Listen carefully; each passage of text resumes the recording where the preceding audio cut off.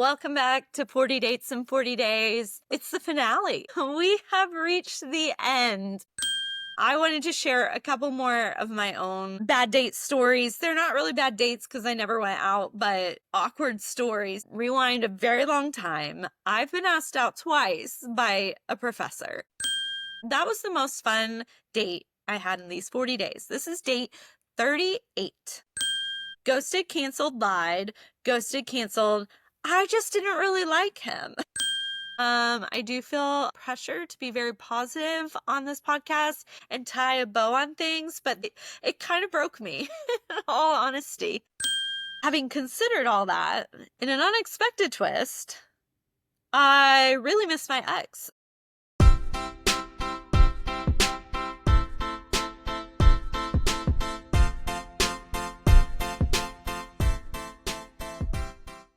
Welcome to 40 Dates in 40 Days. I'm Sarah Beth, your host. I recently turned 40 and decided to go on 40 dates in 40 days in hopes of finding my person. I'll be documenting this in close to real time and wondering right along with you, will she meet someone?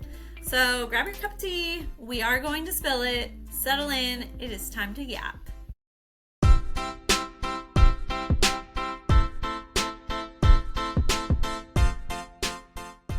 Welcome back to 40 Dates in 40 Days. It's the finale. We have reached the end. I'll talk towards the end of this episode about what happens next with the podcast. But in terms of my 40 Dates in 40 Days experiment, season 1 of this podcast, we've reached the end, and I'm so happy that this is behind me.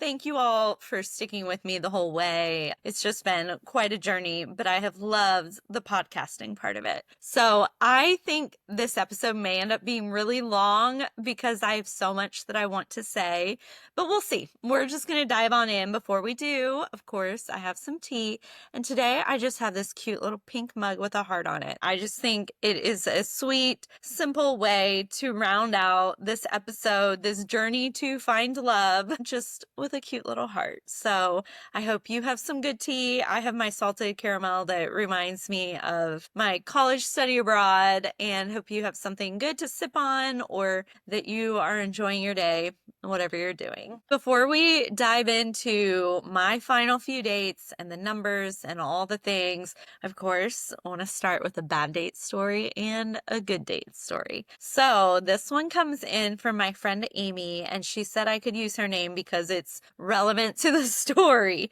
So I'm going to read this to you. She said, kind of sort of knew this guy from working events, and he asked me out, so I decided to go. I told myself because he was a UT police officer, he wasn't a real cop.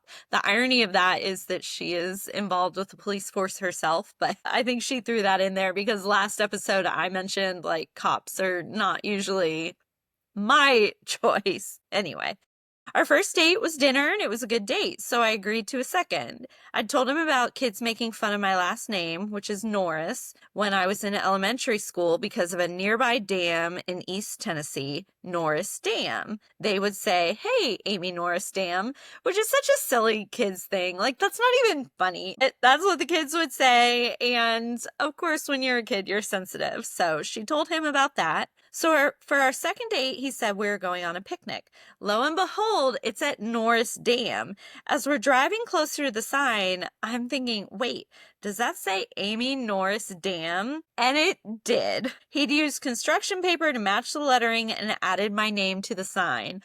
Awkward. When I first read this, I was like, that's kind of cute. But as I thought about it, I was like, no, she's sharing. That's something that like kids teased her about. That was a sensitive thing that he did not read the room on her take on that. Anyway, so they drive up. It says Amy Norris Dam. Even more awkward is that my parents were there that day and they saw it. They also wanted to meet him, so we drove down to where they were. My mom proceeded to take pictures with us, all while I'm deciding I'm not into this guy. We skip the picnic and go to downtown Knoxville. On the way, he asks, am I reading too much into this? And I acted like I got distracted and I didn't answer. I love that. That's so relatable. I walked around with my arms crossed because I didn't want him to hold my hand. He asked if I was cold. So he took me home, and at my front door, he says, you never answered my question. To which I said, what question? So mean of me. But after he asked again, I told him we should just be friends. Then he tried to kiss me. I dodged it and he left. But no, that's not all. The next day was Easter. He texted or called, whichever, and said he had something for me and could he bring it by? I was like, sure. He brings me an Easter basket. Not only that, it had milk chocolate. Clearly he didn't know me because I like dark chocolate. So that was the end of that. She said at the time, I gave all the guys I went out with nicknames, also relatable, so my friends and coworkers would know who I was talking about. So he was the Easter Bunny after that. So again, when I first heard this story, I kind of felt bad for him. I was like, he was trying, but it is the lack of reading the room, the lack of understanding that this was something that people made fun of her for, and you're just playing off of that. And then the lack of awareness, what really did it for me is after she says she wants to be friends, and then he goes in for a kiss. You know, I've talked about this whole podcast. Like, why on earth are men going in for kisses after mediocre dates? In this case, after they've actively been turned down, and then to still follow up with an Easter basket. It's just one of those things that he was not getting the signs, and the lack of awareness is what made it so awkward. And so I just really appreciated Amy sharing that. Thank you. I hope the Easter Bunny is doing well today. He obviously had a lot of love to give, just misdirected. But she did. I want to share what else she shared with me because this was sweet and encouraging. I didn't get a good date story this week, but I think her relationship story is sweet. She said, I never use the apps for dating, and I can't imagine trying to date and use them in today's world. I met my husband at a friend's house party. He told his mom on the phone that night, I met a curly-haired girl and I'm going to marry her. She said, people will say marriage is hard, etc., but is it supposed to be? Because we haven't found it to be hard. We're a team, we have the same goals, and we help each other. That's not to say there haven't been challenges in life, but nothing challenging as far as our relationship. And she said, I don't have any advice as to how to find the perfect man, but it can and will happen. So I just appreciated her sharing that. And again, that's what I'm trying to convey is good relationships exist. And I just think there has been this narrative of everybody gets divorced, everybody's miserable, and that is not and does not have to be the case. So thank you, Amy, for sharing your stories. I wanted to share a couple more of my own bad date stories. They're not really bad dates because I never went out, but awkward stories just because we're at the end of the 40 dates and I haven't shared these yet. And her talking about the Easter basket and the guy just not knowing who she was reminded me of one of these two stories. Rewind a very long time. I've been asked out twice by a professor. Once I was in undergrad, so I'm like 19 years old. I never had a class with this person, but he taught in the department where I was a student worker. So I knew who he was. We talked many times, but I wasn't his student. And I knew he was interested. He had said something once. He said, if I were 20 years younger, I'd pursue you to dinner or marriage. And I was like, whichever one came first? Like, what do you mean? So I knew there was like this interest. Well, he kind of cornered me one time and asked me to go see a movie. And again, I'm 19 or 20, whatever I was. I have almost no dating experience. I'm very sheltered. I don't know how to respond. Even if he'd been age appropriate, I wouldn't have known how to respond if I wasn't interested. I just didn't have a lot of experience, period. So I'm just trying to stall. I'm panicking. And he's like, do you want to go see a movie? And I was like, what movie? As if that made any difference whatsoever. And it was Sahara with Matthew McConaughey and I forget who the girl was, Penelope Cruz maybe. And I was like, Well, I'll have to check my planner. So I leave and I call my mom. I'm like, Mom, what do I do? And she was like, tell him your parents said you can't go, which of course is ridiculous for a college student. But in this case, because he was literally 25 years older than me, I thought, that's actually a good excuse because then it'll like click, this is inappropriate. And I didn't care what he thought of me at that point. I just wanted to get out of the situation. So fortunately, by the time I was going to say something, he came back and I guess overnight was like, "Ugh, I don't know." And so he was like, I was thinking about it. Since you're a student and I'm a professor, maybe we shouldn't do this. People will talk. Even though you and I know we're just friends, people will talk. And I was like, yes, I agree. Good thinking."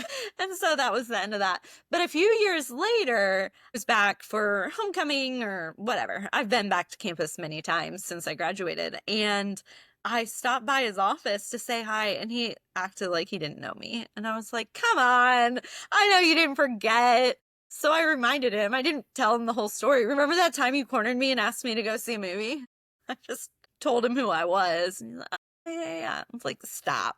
You know exactly who I am. Stop. So anyway, that was the first time. The second time was in grad school. And that one, he was more age appropriate. He was 9 years older than me, something like that. And he waited until I was completely done with classes and my finals and everything. And then we were talking in his office and he asked, and it was so awkward and uncomfortable. I won't go into that whole story. Nothing inappropriate per se. Just I wasn't interested. And I was kind of trapped in his office. And it was like an out of body experience. I'm watching from above this slow motion, awkward conversation. And I was like, I gotta get out of here. It was so painful. But this is a story that Amy's Easter basket reminded me of, because after that conversation, I saw him some other time on campus and he was like, what are you going to do now that you've graduated? And I said, well, I don't know. I haven't figured it out yet. My sister, who was still in college, I said, my sister works at a pie shop and ice cream store. She's going back to college. They need somebody to replace her. Maybe I'll take that job. And he goes, Sarah. In grad school, I went just by Sarah because it was New England. That was easier. Sarah, you have a master's degree. You shouldn't be working at a pie and ice cream shop. Anyone who knows me would know that I have a flair for the dramatic, as I'm sure all of you listening to this have observed. And I was just joking. Obviously, I don't want to go work in an ice cream and pie shop, but it was just a joke. And he just did not get me. I think he had a very specific vision of who I was. And it was very different than who I actually am.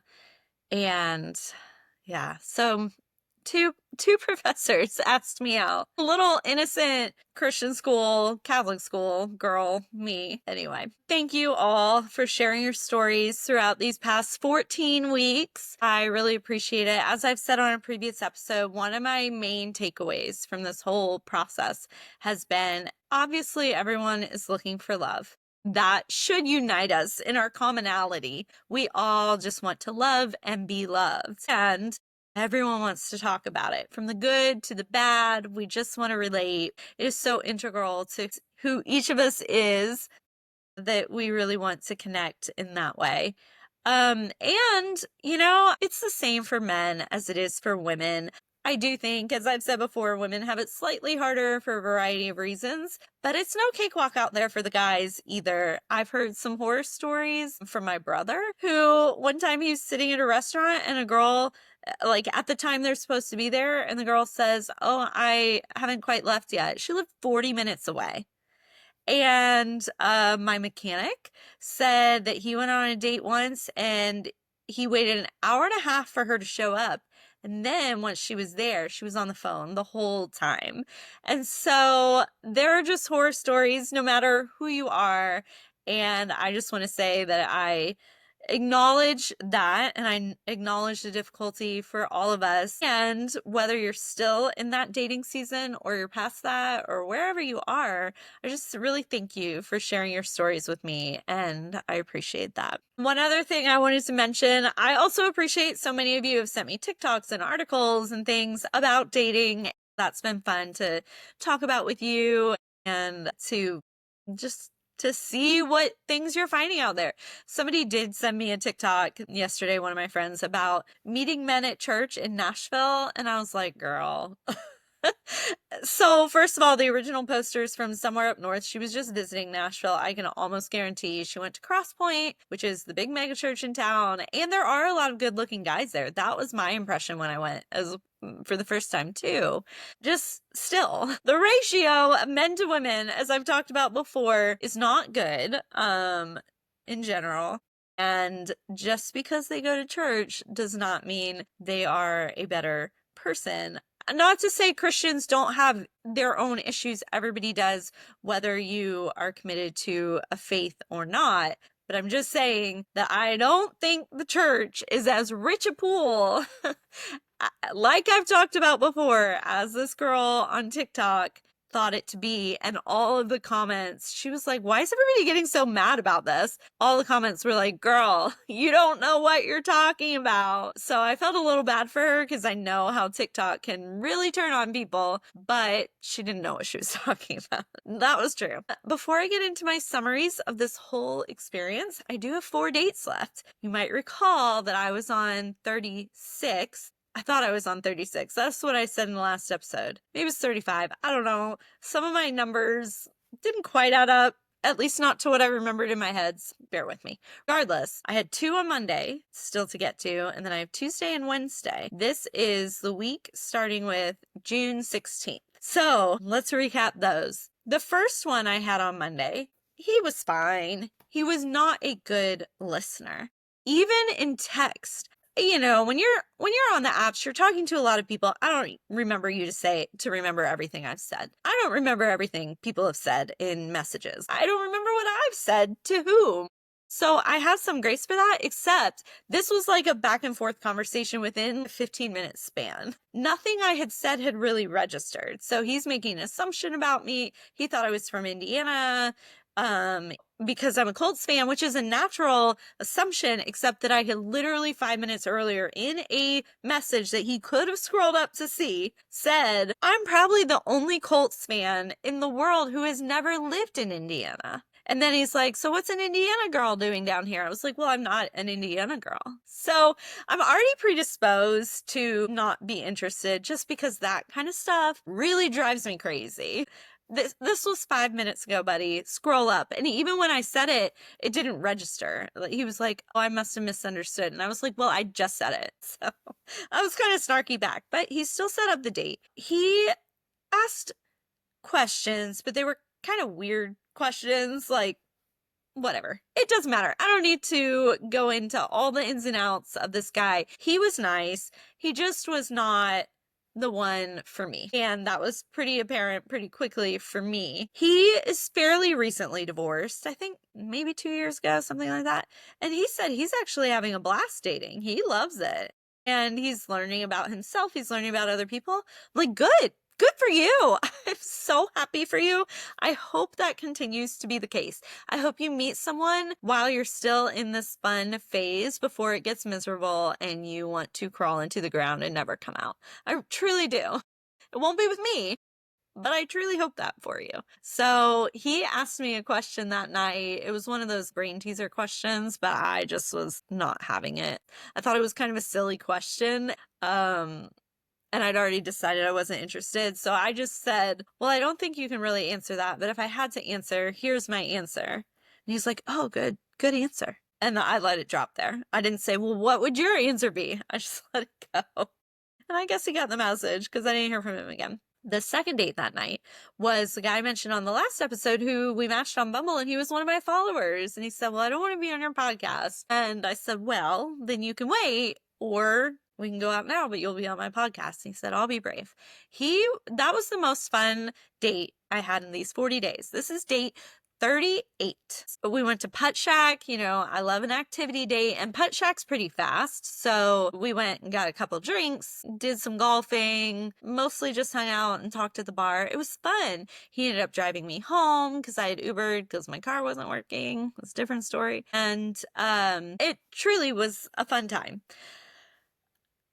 I did have a couple reservations about him, which, because of my promise to him to be respectful on the podcast, I'm not going to go into what those reservations were, but they were not necessarily deal breakers for everybody, but potentially deal breakers for me. But we had such a good date. I was very excited. Yes, let's go on a second date. Absolutely. Well, we were supposed to go on a second date like a week later, I think. So after my 40 days have ended, we're supposed to go out.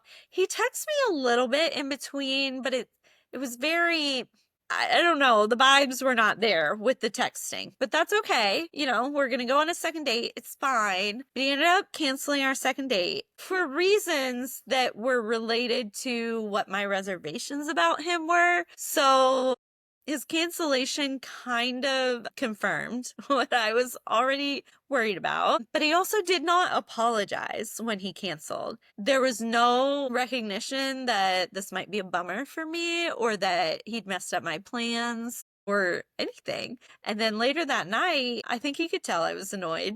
Probably. I don't hide it very well. So later that night, my car was dead, and I was trapped 45 minutes north of town waiting for my mechanic to come. It was a whole ordeal. Get you a good mechanic that'll do house calls. Fortunately, before he got there, it did eventually start. I just had to drop it off at the shop and was without a car. But anyway, so this guy is texting me, and I tell him about the car situation, and his response was not, "Are you okay? Is there something I can do? Let me know when you get home." His response was, "Well, I guess rescheduling worked out." But he hadn't rescheduled because that would have implied that he's picked another date, and I just ignored him. So I think he understood that I was not happy. He texted me a couple times after that, but didn't set up anything else. And I just really, as I've talked about before, I really want somebody who is kind and who cares about me. And I didn't expect him to drive 45 minutes away to help me with my broken down car. What's he gonna do? But just the empathy, the acknowledgement that A, canceling was an inconvenience to you. B, your car breaking down is an inconvenience to you. You're having a bad day. There was no acknowledgement, and that kind of sealed the deal for me, which was unfortunate because, like I said, we had a great time. It's just I was picking up on a couple of these things that I was concerned about, and then his responses seemed to confirm my suspicions. So I do think about him sometimes, like, should I have given him another shot? But oh well. So that was Monday. Tuesday, I couldn't find anyone. At this point, I'm so checked out. I didn't even try. I don't think. I was like, well, I don't have any conversations going on. I'm not going to swipe and frantically try to find somebody. I just gave up. Wednesday, I also couldn't find anybody, but I did go to Villager Tavern, which is one of the places that was recommended as good for meeting people and having conversations. So I sat at the bar there, did talk to a couple of people, including one of the owners. Good conversation. I enjoyed talking to him, but no romantic connections with anybody I talked to. Again, I wasn't trying that hard. At that point, I was like, this is day 40. I am done. So finally, that was June 18th. I finished 40 days of dating. Let's have a round of applause for me. Oh gosh, it was not good. This was a really difficult experience for me.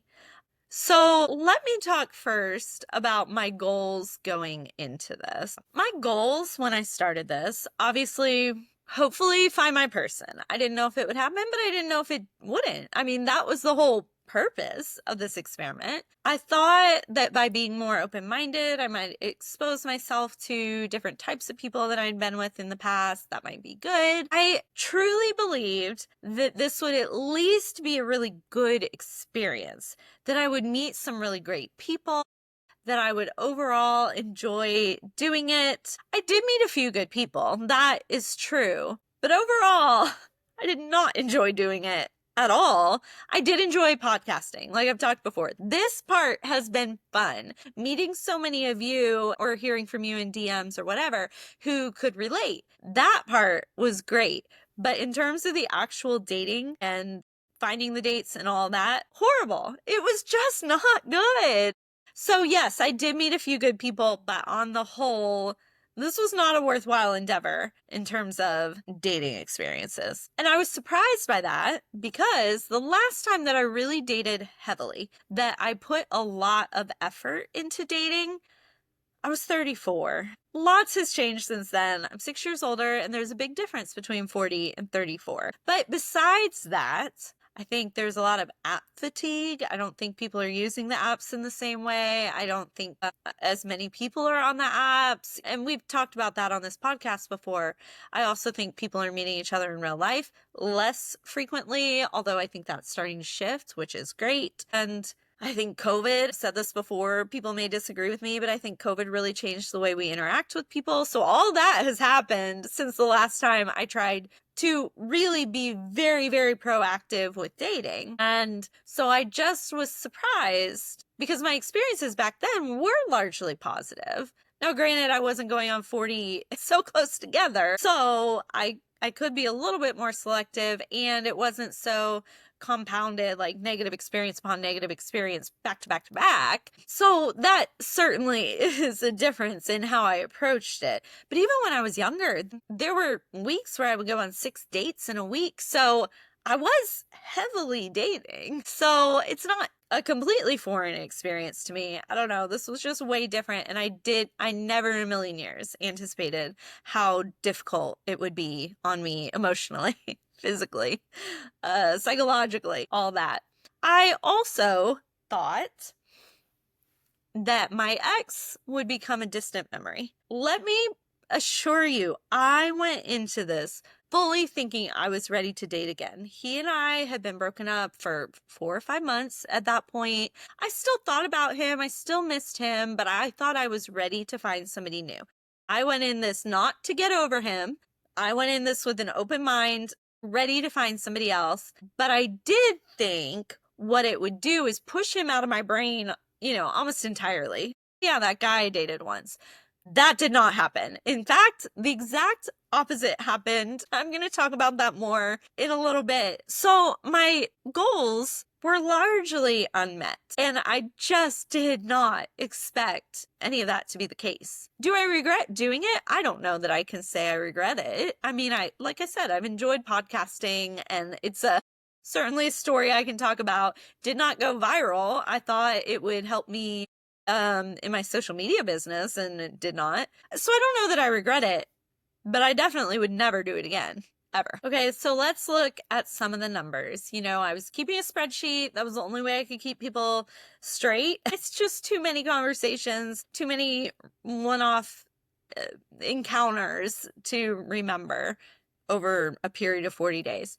And I was tracking all kinds of things. I was tracking, were they in the military? What was my first impression? How did we meet? All that. So let's go through some of that. I have a master's in history, so I got the rhyme about Henry VIII, which probably, even if you don't have a master's in history, you know the rhyme about Henry VIII's 6 wives. Divorced, beheaded, died. Divorced, beheaded, survived. That's how you can keep his wife straight. That's kind of how you can keep these dates straight. Ghosted, canceled, lied. Ghosted, canceled. I just didn't really like him. So that was just stuck in my head over and over and over. Ghosted, canceled, lied. Ghosted, canceled. I just didn't really like him. So let's get into these numbers. When it was all said and done, I had 37 attempts. This math is still not making sense to me, but that's what the spreadsheet says, so we're going with it. 37 attempts. Did not quite get to 40. I lost steam there towards the end, but 37 is good. 25 of those were actual dates. 12 were things that I counted. 2 singles events, 5 times going to a bar to try to meet somebody. 4 of those times were successful. So one of my takeaways is meet people in real life. We'll come back to that. But 5 times trying to meet somebody in a bar. And then the rest were I was ghosted or he canceled, I didn't have time to set something up, or something else that I counted as a date, even though it was not an actual date. My age range was 24 to 48, with an average age of 37, so younger than me. A lot of them were younger than me, obviously, if that's the average. That 24-year-old did bring the average down pretty significantly. I actually didn't calculate what it would have been had he not been in it, but it would have been a little bit higher. He brought it down. 12 were from Bumble, 4 were from Hinge. 3 of the worst dates were from Hinge. Now, 2 bad dates were from Bumble. So, seemingly similar number of bad dates coming from each, except for Hinge, it's 3 of 4. 3 of my 4 dates that came from Hinge were terrible versus 2 of the 12 from Bumble. So those are very different percentages. And I've never liked Hinge. It has never worked well for me. I don't get good matches. I don't get many matches. Now I'm realizing I also don't get good ones. So sorry, Hinge. I know it works well for a lot of people. A lot of people prefer it over Bumble. That's fine. I can only speak to my own experience. And for my own experience, Hinge is the worst. It is so bad. I say the worst of 2. I was only using 2 different apps, but still. I went on 3 dates in Alaska. I went on 3 second dates in the 40 days. But 2 of those were in Alaska, so I don't know if that counts. I should say in Alaska, I went out with 3 men. You could say 5 dates, I guess. I didn't really calculate it that way, but you could. So then 3 second dates, 2 were in Alaska. 1 was the regular dude that I talked about. Really good guy, just no romantic connection for us, but I still hope someday I can set him up with somebody because he seemed like a really good dude. 2 almost second dates, both were canceled. One I just talked about that I think he might have rescheduled because we had fun, except I was very lackluster because I was irritated with his behavior. And the other was one of my very early dates, and I don't know why he canceled. He just did. So that was fine. There were 5 that I actually really liked. 5 of 25. So when you put it that way, that's 20%. That's not too bad. But if you break down those 5, it gets worse because 2 are in Alaska. So I don't know if we can even really count them because they were not viable candidates. And one of those 2, even if I lived in Alaska, I would not still be talking to. He's very good looking, but we're not a good match. The other one, I don't know if I would still be talking to him or not because we really didn't stay in touch after I got home. So 2 in Alaska of the 5. Not sure if you can count them. So now we're down to 3. One was the DC guy that I'd matched with 5 years ago. I enjoy his company. We had a great time together, but he was never a serious contender. He doesn't want a serious relationship. He certainly doesn't want a serious long distance relationship. So that was never actually a viable candidate, even though it was a date that I enjoyed. So now we're down to 2. One, you may remember we had a great date, but he's the one that got really jealous and controlling the next day and was like, "Are you on another date tonight?" And I was like, "That's none of your business. I've been out with you 1 time. You don't get to ask me questions like that." So now we're down to 1 more. And that's the one that I talked about that I had reservations about, but then he canceled and we never rescheduled. It seemed to confirm my reservations. So of the 5, 0 legitimate contenders. But it was nice to go on 5 dates that I enjoyed. That was good. I also went out with, I'm going to talk about the people that were nominated. One of those I did really enjoy, but I don't think that was ever a serious contender either. That felt more like we were out just as friends, and I did enjoy talking to him. So maybe we could say 6 if we count him. Those are the good dates. There were 2 that were truly awful. Just truly bad. I will tell these stories for a long time. One was the misogynist. You may remember he's the one that said only women and children like the beach, and I just thought that was an absurd thing for him to say. He talked about a female politician that slept her way into politics and just all kinds of stuff. Rapid fire, just offensive thing after offensive thing, and I hated him. The other was the cop that I talked about last week that was like, "Can you even still have children?" So those were the 2 truly terrible ones, but there were at least 3 more that were not good. I mean, there were many that were not good, But there were 3 more that were bad. So I think there's a truly terrible category, then a bad category, then a neutral, negative neutral. But these 3 more that were bad, but not truly terrible. One was the first timer, if you remember. He just was making awkward jokes and was this weird combination of super confident and insecure. He's the one that held my hand, and it was so cringy. And I pulled it away, and later he was like, well, I think you're not over your ex, and that's why you didn't want me to hold your hand. And I was like, no, it's because I'd only known you for 45 minutes, and we weren't even having a good connection. That's why I didn't want you to hold my hand. So that was a bad one. The guy who came down to Chattanooga to go to the dinner with me and made me cry when he was like, this is not a good way to meet someone, even though he knew about it and he had volunteered to come. That was not a good one. And then the guy who kept talking nonstop and was really awkwardly close to his mom and thought he did not need therapy, although he had gone to couples therapy, 1 session each, with every girl he'd ever dated. So it's like, buddy, I think you do need therapy.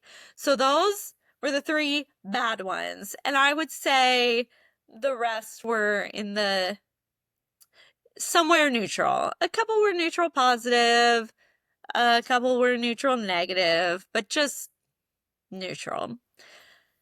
Still neutral when it's just emotional energy over and over and over, not going anywhere. Even neutral positive is difficult. Surprisingly, only 6 of the men whose military status I knew were in the military. I was surprised by that because it was really front loaded at the beginning. I thought they were all going to end up being in the military, per usual. But of the 23 whose military status I knew, only 6 were in the military. Of those, I knew 4 going in. The other 2 was a surprise where I found out there, oh, of course you were in the military. Of the 28 times that somebody asked for a date, even though a few of those we might not have actually made it to the date, but of those, 12 he asked, but 5 of those were from real life. So again, I'm going to keep stressing, I think real life is the way to go.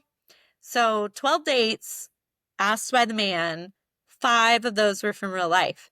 16 I asked, and that was the nature of what I was doing. I had to ask a lot more than I normally would.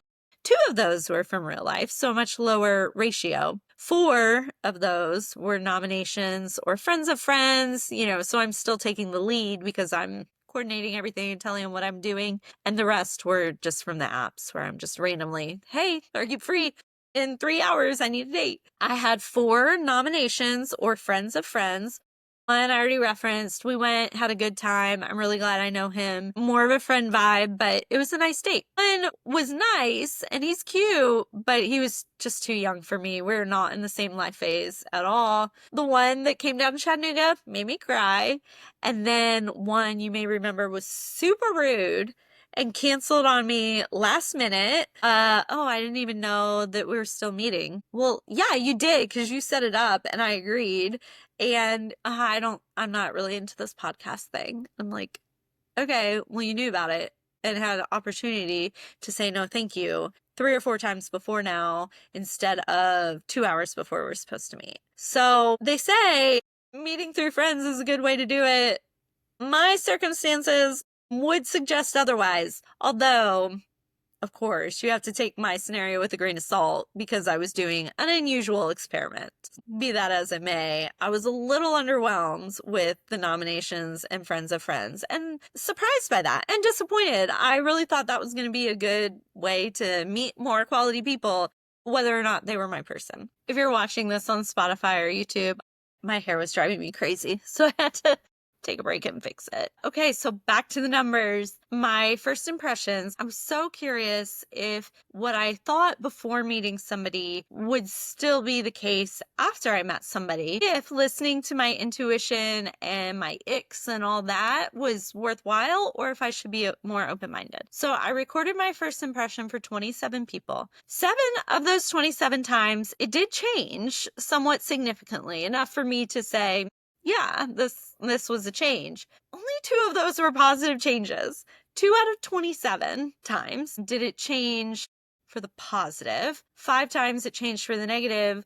The other 20 times I was right. So one was the drummer that I met in real life, who my impression was based just on his appearance sitting across the bar from me. But as soon as I started talking to him, my impression changed. So again, reason to meet somebody in real life. The other was a bartender who I would not have normally swiped right on, but he was really cute and fun. We didn't end up actually going on a date. We just met the one time at his work. I thought he and I would have a better time together than I would have thought prior to meeting him based on swiping.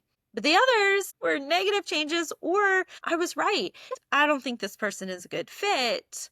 I was right. So I don't know that I can universally tell people to listen to their intuition, because I'm not sure everybody has great intuition. I don't mean that as an insult. I just think people have different skills. And sometimes if you've been through a lot, your intuition may be skewed or whatever. So hear no insult in me saying that. But I do hesitate to say, yes, absolutely, listen to that gut. Because I don't know how often people's guts are accurate. If you know any of those Are We Dating the Same Guy groups, some of these girls are like, he seems great, but I don't know. And it's a picture of like the trashiest, most obvious red flag you've ever seen in your life. So those girls should never trust their intuition, ever, because they have none. But for me, one of my takeaways personally was usually my gut is right and I should trust my intuition. So let's talk more about what those takeaways are. The first one is that dating is really, really hard. And of course, I knew that. I was 40 and single starting this project, so I knew it. I just did not realize how hard it has become in 2025 at 40, whichever factors you want to attribute it to. It is very hard. I've tried to be positive and encouraging in this podcast, even when I was having bad experiences. I didn't want to come across as this is a lost cause or anything like that. But I do want to be real, and it is hard. It is really hard out there. I definitely did not set out to be the poster child for being single at 40. In fact, when I was younger and people would give me books about somebody who was still single in their 30s or met their husband later in life or whatever, they're obviously trying to encourage me, and it would really make me mad. I was like, I'm not like that. I'm not going to be that person. This is actually discouraging to me, because you're saying, oh, even if you're 10 years older and still single, it's okay because this girl found somebody. Like, it was really discouraging. But here we are. So I didn't set out to, but if my experience can be helpful to somebody, then I hope it is. And again, I'm really grateful to have connected with many of you in real life or in DMs or whatever, and share our experiences. And I hope that I have provided some encouragement, even if only in knowing that you're not alone. So thank you again for giving me the opportunity to do that. I want to again tell men kudos for almost always being on time for dates. If you recall from my episode with Travis from Cherries way back in episode 4, he said that usually the girl arrives first, but that is not the case in my experience. And so perhaps in younger generations, the girl arrives first more often. But in my experience, the guy's usually there first, almost always on time, and that is noted and appreciated. Thank you, men. I already mentioned a takeaway for me is I'm a pretty good judge of character. Pat on my back for that. I'm really grateful for that.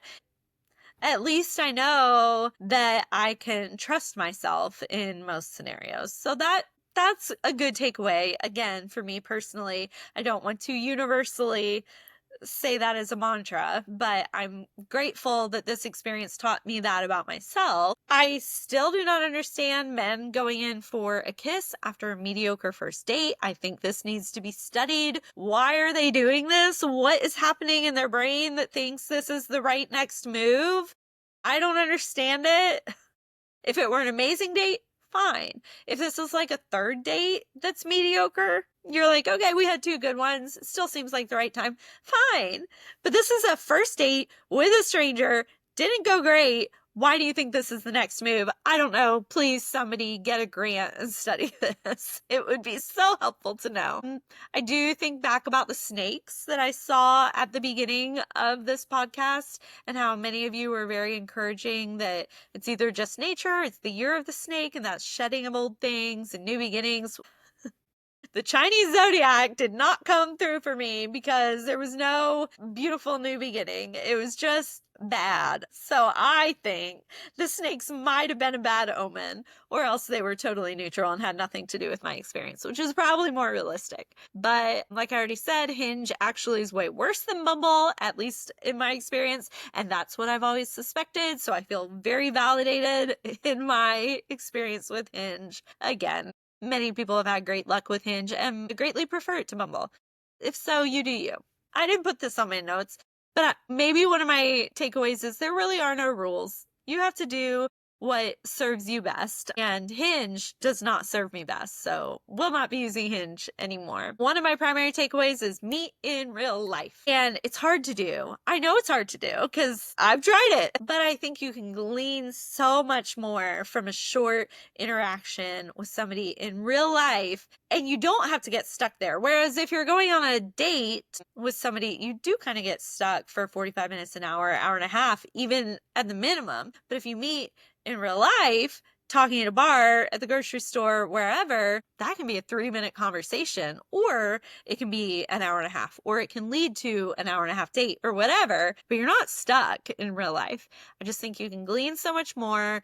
Based on my numbers, the men are much more likely to ask. So if you would prefer that a man ask you first, meet him in real life, it's much more likely to happen. I met the drummer who we didn't end up going on a date, but it was a nice conversation. The guys in Alaska, all 3 of them, the 24-year-old who ended up being my best actual date of this whole experience, all of those I met in real life, and all of them asked me. No, the drummer, I did ask him, but the others asked me. So go to bars. Even if you don't drink, every bar has NA. If you're just not comfortable in that environment, that's okay. But the reason I think bars are great is because they're more chill. Do not go to cocktail bars. I love a good cocktail bar, but those are going to be couples or girls' nights out. They're not going to be single dudes. Go to a sports bar. Even if you're not a sports fan. Okay, when I was in my 20s, I had this theory. I've always been a football fan, and I used to travel for work, and I went to colleges, and if I liked the campus, I'd buy a t-shirt. Well, obviously big universities are more known for their sports than anything else, so it would look like I was a Jayhawks fan or a Gators fan or whatever. So I wore sports paraphernalia a lot when I was younger, and I lived in Virginia Beach, which, like Nashville, is very transient, lots of people from everywhere. Almost every time I wore some sports something, a man would start talking to me, even as simple as "Go Colts." But then you have an entry, you can just be like, "Oh, are you from Indiana?" You can immediately get off of sports. You don't even have to know anything about sports. It is just a conversation starter. That was my suggestion to people, is wear sports stuff. You don't have to like sports. They say, "Yeah, I'm from Indiana." You can start talking about where you've lived in Indiana, or that you're not from Indiana, or whatever. And even if they ask you a sports question, you can be like, "I love the team because I'm from there," or whatever. "My dad went to school there," whatever, "but I don't follow sports that much." And then ask them a question. Just keep the conversation going. It doesn't have to be about sports. So that was a big theory of mine in my 20s. I think it applies here. And that is why I recommend going to sports bars. Lots of people sitting around the bar. I was at Beyond the Edge, which is in East Nashville, and I'd never been there before. It's very sports bar-ish. I'm just sitting there killing time, having an NA beer, wasn't even drinking. There are 3 men sitting at the end. They're watching a strongman competition. I don't know anything about strongman, and I didn't want to talk to those guys, but if I had, it would have been really easy to just see what they're watching and for me to say, "That is wild. I've never seen this before. What is happening? This isn't the Olympics. What's going on?" Ask a question and they will be happy to tell you about what they're watching. So now I guess if you're a guy trying to meet a girl, sports bar might not be the best fit for you, but it might be because there might be women like me there who just want to talk to somebody. So I don't know where to recommend men go. Go to Cherries. heavily populated female bar, but it's not like a craft cocktail bar where everybody's in couples. There's a lot of mingling happening. Also travel, especially if you're open to relocating. I just think it's really easy to meet people and to have conversations when you're traveling, as evidenced by my Alaska trip, as evidenced by my road trip. I think traveling is definitely a positive in general. It enhances your life. But for meeting people, I think it's a really good way to do it. Join groups or leagues. I've talked about that before. It's advice that everybody gives that I'm like, okay, I've never thought of that before. Thanks. So I'm not saying it as if this is an original concept. I'm just saying in the quest to meet people in real life, these are suggestions about how to do it, but be authentic to yourself. Me joining a kickball league is not authentic to me. I hate it.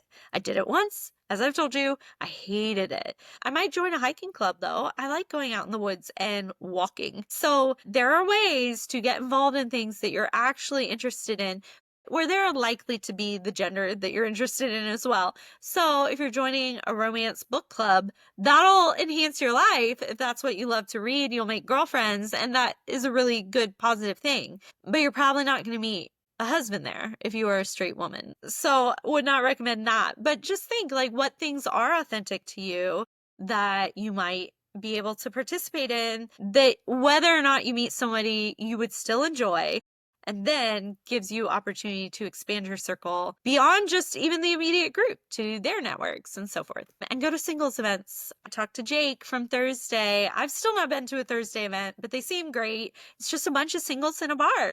Again, like you have this opportunity to connect with somebody. And if you don't, what's the worst that's happened? Nothing. You felt awkward for an hour or two.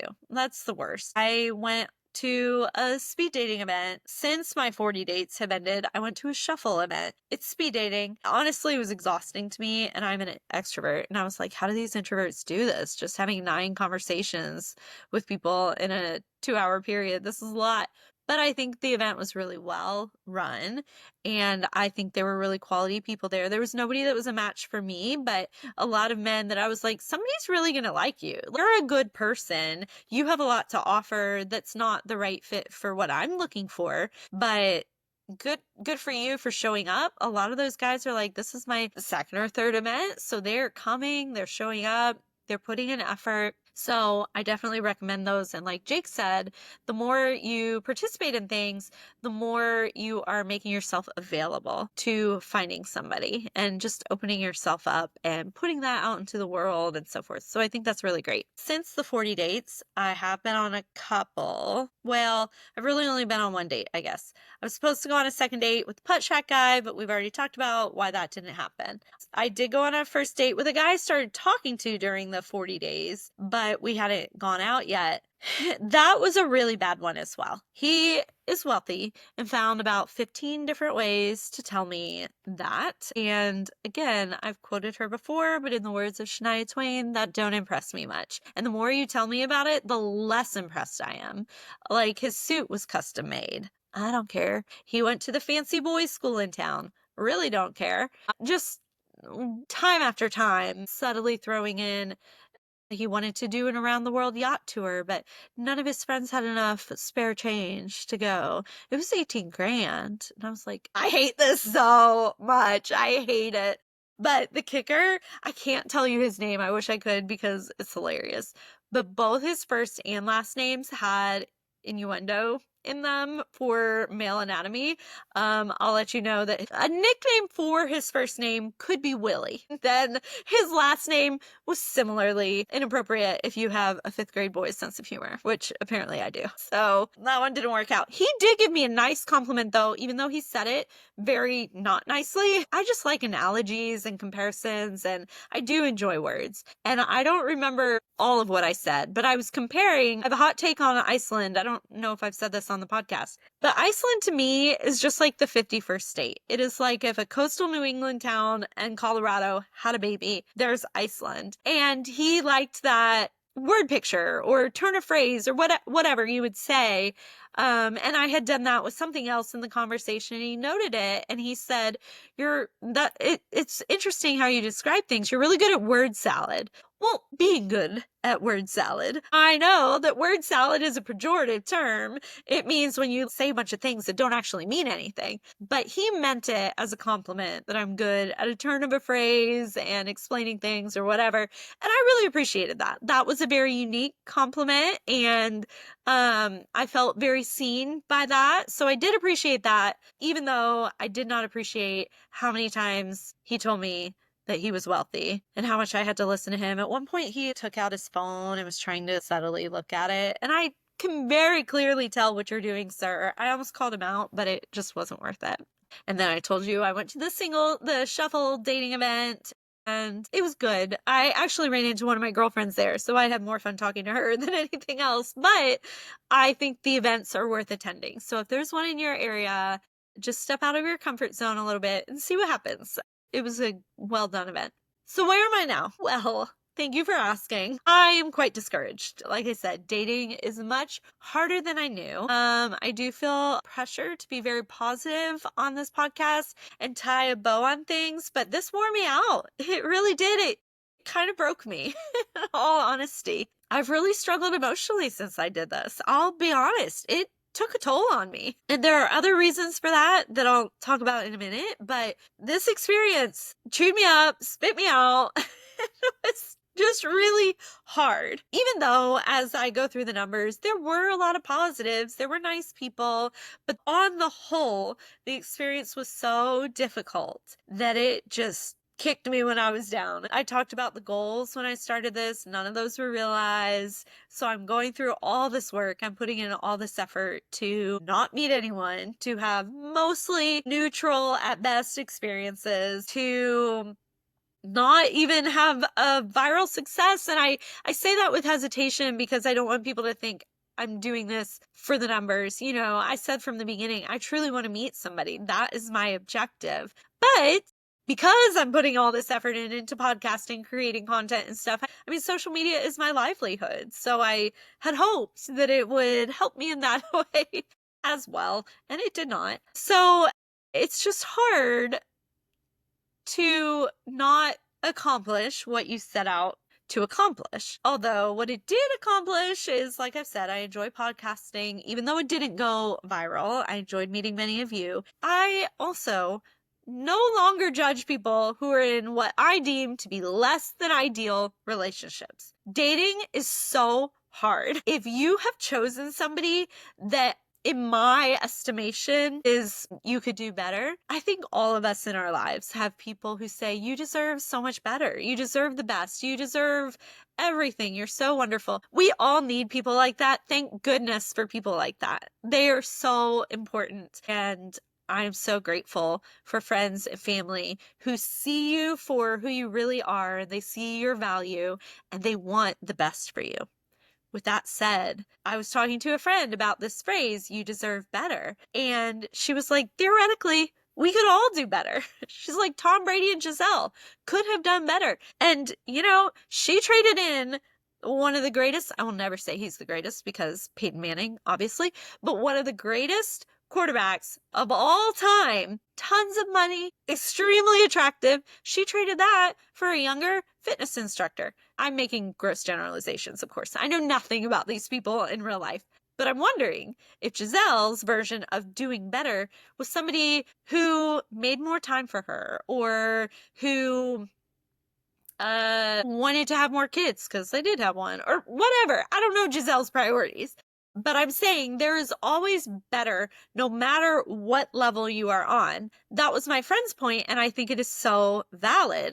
But barring abuse, obviously, no one should ever suffer abuse, ever. Barring cheating, everybody deserves better than someone who cheats on them. Barring any illegal activity, we could build out this list of things that are absolute deal breakers, no matter who you are, no matter your circumstances. Barring those things, I'm done saying she could do better. I'm done judging people for their relationships. I have a friend whose husband I think is kind of a jerk, but you know what? I don't have to live with him. That is her choice, and She may have had a million other priorities that she chose him for those reasons, even though from my perspective, I'm like, why would you choose to be with a jerk? Well, maybe she chose him because he's amazing, X, Y, and Z, and X, Y, and Z were more important to her than whether he's rude sometimes or not. That's her choice, and I'm done judging. My therapist has said to me many times, perfection does not exist. No one should expect it. If you find something that's 70, especially 80% good, that is really good. Now, it's not everything is weighted heavily. So even if you had 10 things, well, they're not all worth 10% adding up to 100. So you can't just take 8, say, well, because what if one of those things is he does abuse you? Well, that is weighed more heavily than all of the positive things. So it's hard to find the appropriate weights to arrive at that 70 to 80% good. What I'm saying is that as an outsider looking at somebody else's relationship, I cannot possibly figure out how they weighted things. And whether they've reached that 70 or 80%, I might be only seeing the 20% that's not ideal. But the other 80 is why they picked that person. And that is their choice. And I am done judging anybody for their choice because it is so hard to find somebody. If you find somebody that you love and that loves you, great. You live your life and I hope you're super happy. Truly, I hope you are. There are so many reasons that people make the choices that they do. Like Randy and I talked about a couple weeks ago, everything is hard. Dating is hard. Being single is hard. Being married is hard. You have to choose your heart. When I'm saying I'm not judging people, this was always well-meaning. This was me looking at my friends saying, you are wonderful. You deserve somebody better. And being very well-meaning. I think people have looked at me in various relationships and been like, you deserve better. I just don't think that's anybody else's choice to make except the people in the relationship. And if you make a different decision than I think you should, you're the one making the decision. It's up to you. I hope it's what's best for you, but that's for you to decide. And that's all that matters. And I think everybody is deciding what's best for them based on various criteria that I'm not privy to. So that is, I think, my major takeaway, that everybody makes their own choices for their own reasons. And all I can do is wish everyone the best and happiness in whichever relationship you've chosen. Although if you're being abused or something illegal is happening or he's cheating on you, I will tell you because you deserve better for sure. This process also refined what I'm looking for and what is most important to me. And I've talked about this a lot during the podcast of when I was younger, I was not prioritizing the right things, and I've definitely grown in that. But this process further refined it because I'm going in now knowing what it's like to date somebody who's really kind, knowing what it's like to date somebody who you genuinely like dating. And I'm going into all these dates and being like, this is not what I'm looking for. So what I'm looking for is kindness. A lot of these guys were nice enough. They were fine. But some of them were flat out rude. I'm looking for kindness. I'm looking for humility, which Willie was not. He just kept telling me how rich he was. I'm looking for friendship. I think often about a colleague of mine years and years ago when he started dating his now wife. He said something to the effect of, she's super cool and I want to make out with her. That's always stuck with me because I think that's really what I want. I want somebody who I truly enjoy spending time with, that I really like them, and I want to make out with them. Great, perfect combo, a good person. And I think also about that quote that my high school teacher sent, the Jane Austen quote. Maybe it's our imperfections that make us so perfect for each other. And through that quote, I just started thinking about who I am in a relationship, my own baggage. So this process has just, again, made me really evaluate not only what I'm looking for, but also the realities of who I am and the cards that have been dealt to me based on my own background and my own baggage and issues. And so what do I want? Who am I? What am I bringing to the table? And just going in with a much clearer idea of what that is. And there is value in that.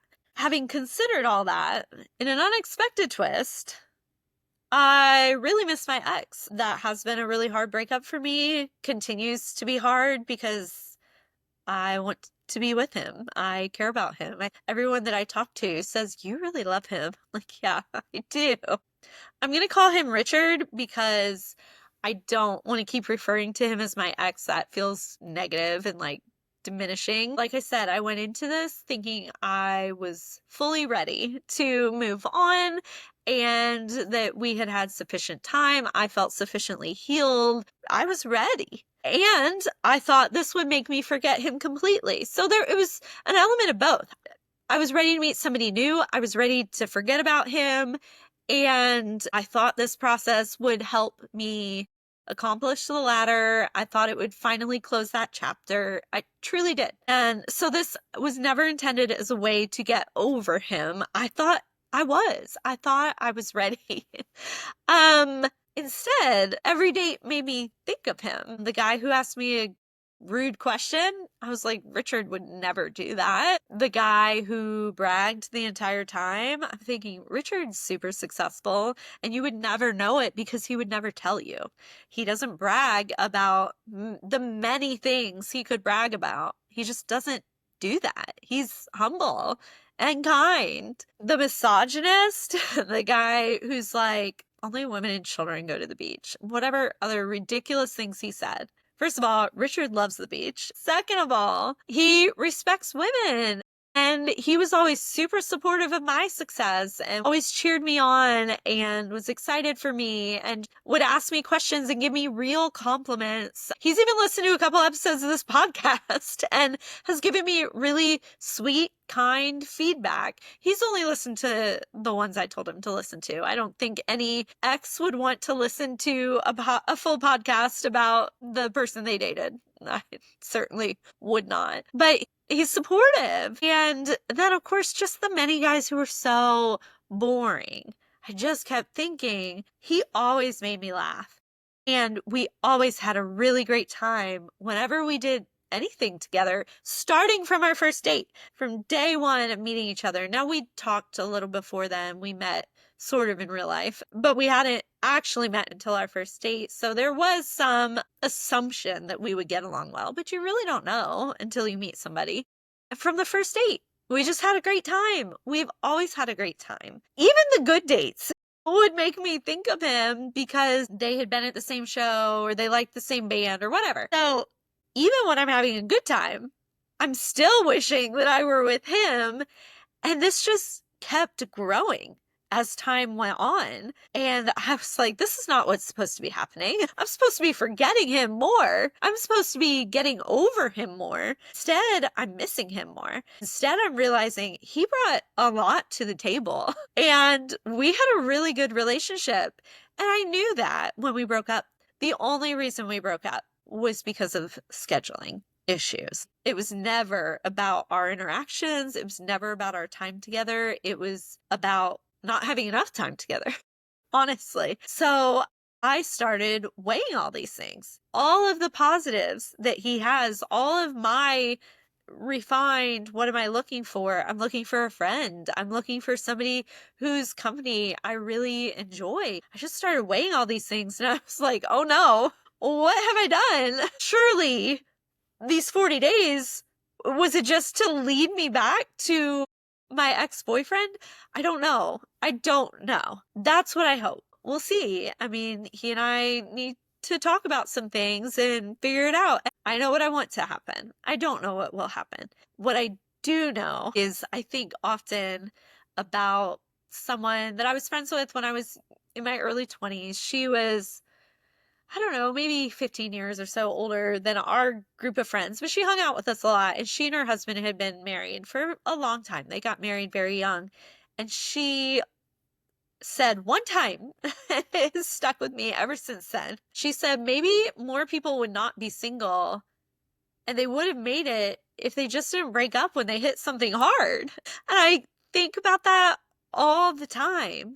And so while the scheduling issues that led to our breakup in the first place have not changed, what has changed is me. What has changed is my priorities, my willingness to work through things that led me to give up, and my understanding that finding somebody that you love and that you truly enjoy spending time with is so hard. And I'm not just referring to these 40 days. I think they clarified some things for me, but I'm referring to my dating experience over the last 20 years. It's so hard that when you do find that, it is worth fighting for, especially if the person himself or herself is worth fighting for. So again, I don't know what's going to happen. I hope that our broken roads, as Rascal Flatts says, our broken roads will lead us to each other. I hope that we can find a way to work through our imperfections that make us so perfect for each other. If that does not happen, I think I'm going to resign from dating.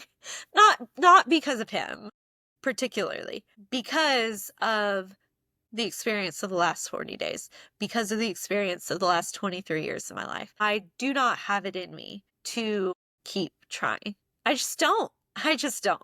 And again, I feel this pressure to be uplifting and encouraging. And so please don't hear in what I'm saying that I think you should give up. I do not. For me, I always prided myself on being very resilient. I have had my heart broken a million times, but I think my resilience was a finite amount.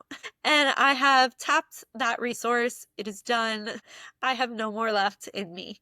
I've tried and tried for so long, and this final experiment broke me. And I know this is the antithesis of everything I've said on this podcast. And I want all of you to keep trying.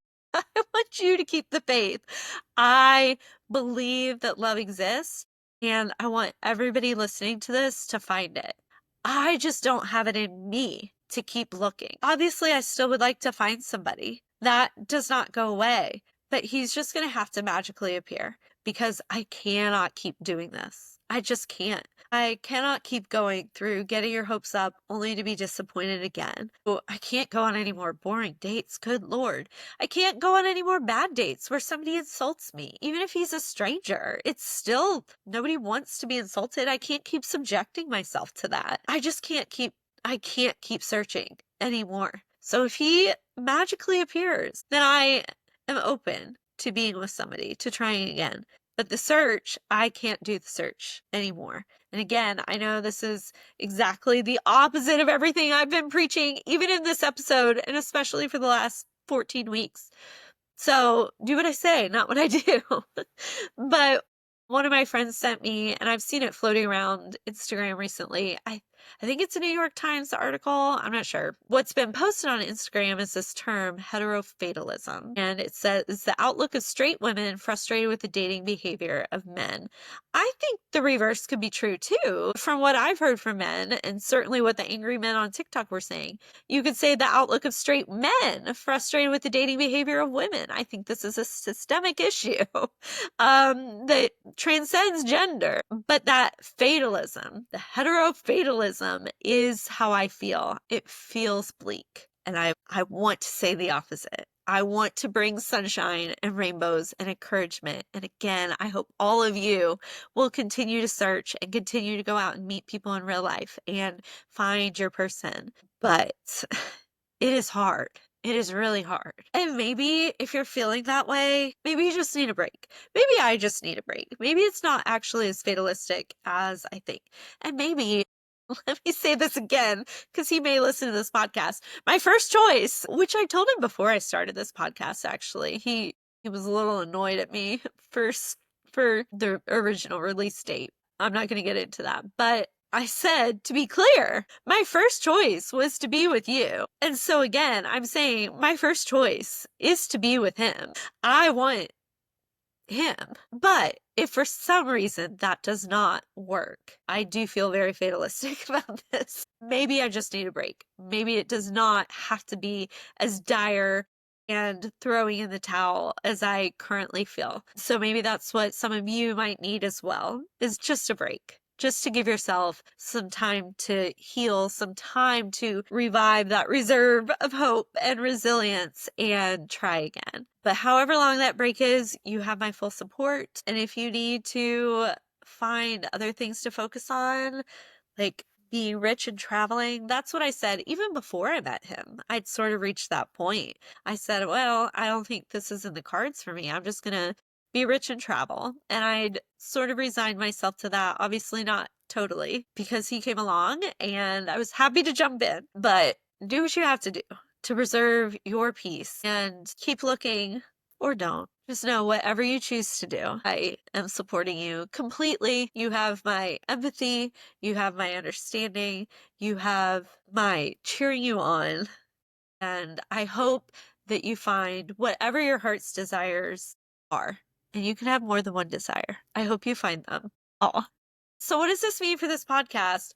Well, I'm not sure. My original plan was to do a season 2 and just continue talking about my dates and interviewing guests and so forth. Obviously, if I'm giving up on dating, I won't have much to talk about. If Richard and I get back together, then I do intend to continue talking about just relationship things and interviewing people, hearing about dating from different perspectives.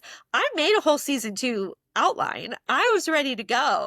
But this crushed me in such a way that I'm like, if I am not in a relationship, I don't think I can keep talking about it. It's too painful. So I'm going to take August off to recalibrate, to reassess, to reevaluate all those things, regardless of what happens in my personal life. I'm taking August off. What happens after that? I don't know. So I hope that I'll be back in September with new episodes, with good stories, with a little more lilt in my voice. I don't know if you could, but I could tell as the episodes went on, my voice just dropped because I was getting so miserable. So stay tuned. Truly, we will find out together what happens next. As I posed in my intro for this, I said we will be wondering right along with each other, will she meet someone? Maybe the person I met was the person I was with before. Maybe I didn't meet anybody. I don't know. I guess that question still remains unsolved. Maybe I'll answer it in September. Maybe I won't. Regardless, I just really appreciate all of you listening week after week, sending me your stories, commenting, supporting me. I felt so supported. I felt so encouraged. I felt so loved by friends and strangers alike. And I just really want to thank you for that. I just want to thank you for caring what I had to say and for listening and for making that part of the experience so meaningful. Thank you. Truly, thank you so much. Please stay following my Instagram, Facebook, YouTube accounts at 40 Dates Podcast because I will make any new announcements there. And stay tuned for updates in the coming weeks, hopefully. But regardless, thank you again for listening. Thank you for being here. And as always, wish me luck.